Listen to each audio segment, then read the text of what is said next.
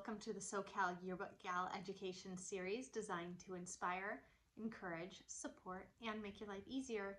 This week we're talking about CanonOutsideOfAuto.ca and how it can help you and your students take better pictures.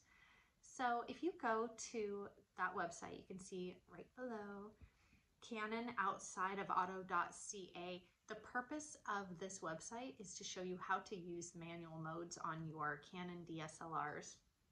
So it says right here, take creative control of your photos. A Canon DSLR in auto mode produces amazing photos, but real creative control comes when you step outside of auto.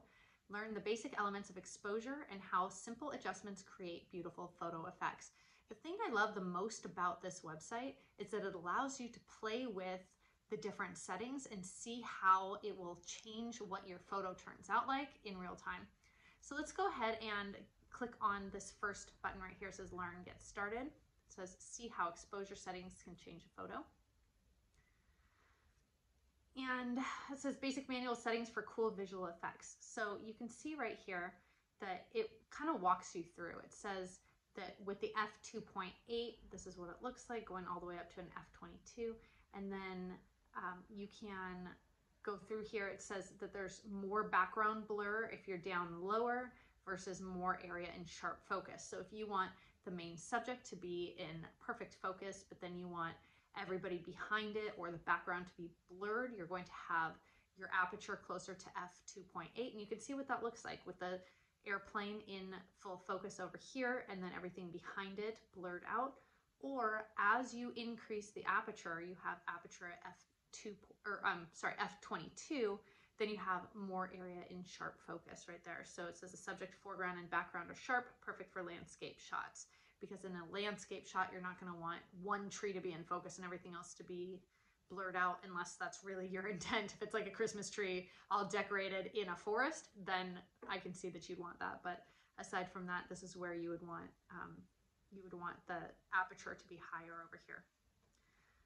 And it also does talk about what aperture is. This is really great for teaching your students about aperture and then shutter speed.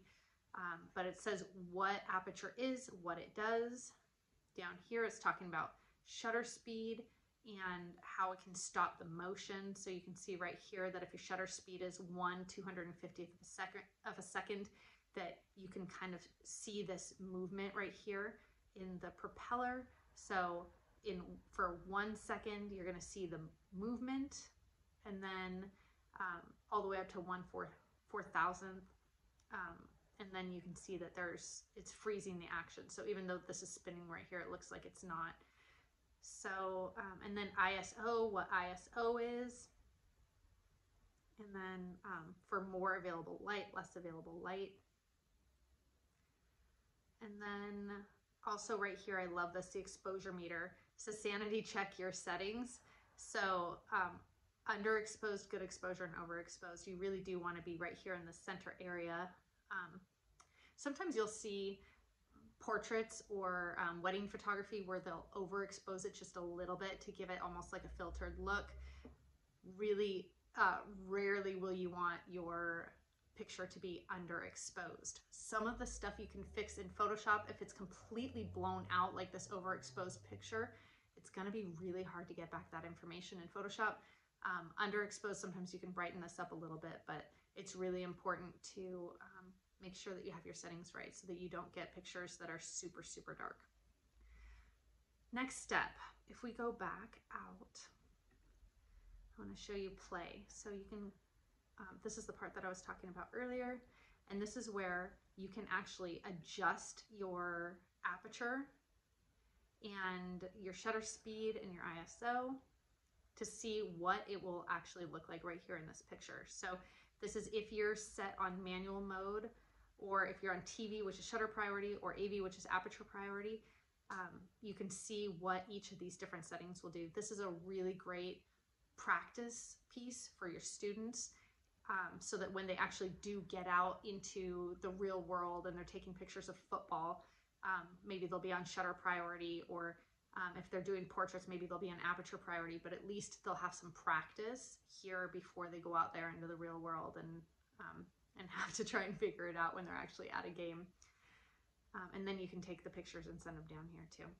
And then the very last one is the challenge. And I really like this too.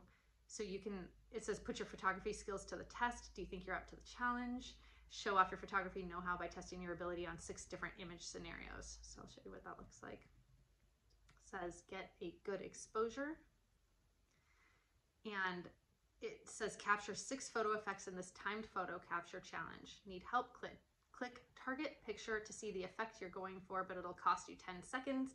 Not sure how to get the effect? Click hints on the left, but 30 seconds will be added to your time. Remember, the clock is ticking. Good luck. And so you have your target photo. This is the photo that you want to recreate. And so your students will be looking at this and they'll say, all right, well, considering you can't even see the propeller right here, what does your shutter speed need to look like? Or considering the fact that it's really a bright picture, maybe let's look at the exposure. So, and it says exposure meter very overexposed, and you can change this and take that picture. So it's really just such a cool site. I think it's a great resource for your students in order to practice a little bit using the manual mode or using shutter priority or aperture priority. But take advantage of this. It's free and it's fun.